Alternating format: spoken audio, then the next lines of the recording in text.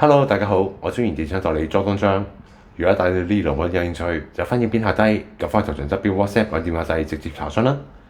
今日我哋介紹嘅係新屋城一期一個中層兩房嘅山景單位，實面積有348尺。我一齊睇睇個單位啊！從單位大門入嚟之後，就會見到個方形設計嘅客飯廳，長度達到12尺，闊度就有10尺。客廳有大面積嘅玻璃窗，採光度都好足夠。業主將大門旁邊嘅牆身拆走咗，做咗個鞋櫃。左手邊就係廚房嘅位置，有擺放雪櫃、洗衣機等等嘅空間，亦有一組曲尺型嘅大型櫥櫃，提供咗足夠嘅儲物位置。先睇睇飯廳嘅部分，埋邊牆身長達6尺，闊度一樣有6尺。平時放張餐台喺中間，2-3個人食飯相當夠用。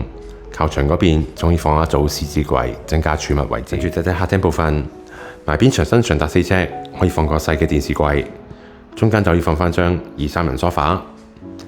我哋睇睇客廳外邊景觀，從客廳望出去，可以望到鄰近一大樓景，馬鞍山嘅小小山景。呢邊坐向係向西南嘅。跟住睇睇浴室部分，浴室都有翻新過。設有大型鏡櫃、浴室櫃，亦都配備浴室寶。